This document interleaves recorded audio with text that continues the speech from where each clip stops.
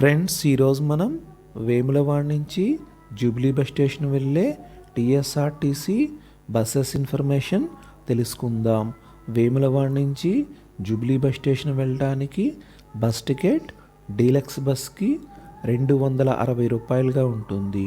వేములవాడ నుంచి Jubilee bus station వెళ్ళడానికి first bus తెల్లవారుజామున 3 గంటలకు, తెల్లవారుజామున 3:45కు, ఉదయం 4:45కు, ఉదయం 5:25కు, ఉదయం 6:45కు, ఉదయం 7 గంటలకు, 7:45కు, ఉదయం 9:05, ఉదయం 9:45కు, ఉదయం 11:25కు, మధ్యాహ్నం 12 గంటలకు, మధ్యాహ్నం 3:25కు, సాయంత్రం 4:30కు, సాయంత్రం 5:25కు.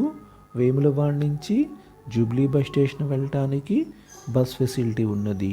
వేములవాడ నుంచి జూబ్లీ బస్ స్టేషన్ వెళ్ళే బస్సులు సిరిసిల్ల, సిద్దిపేట మీదుగా జూబ్లీ బస్ స్టేషన్ వెళ్తాయి.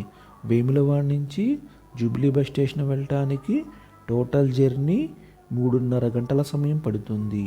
వేములవాడ నుంచి జూబ్లీ బస్ స్టేషన్ వెళ్ళటానికి బస్ టికెట్ డీలక్స్ బస్కి 260 రూపాయలుగా ఉంటుంది.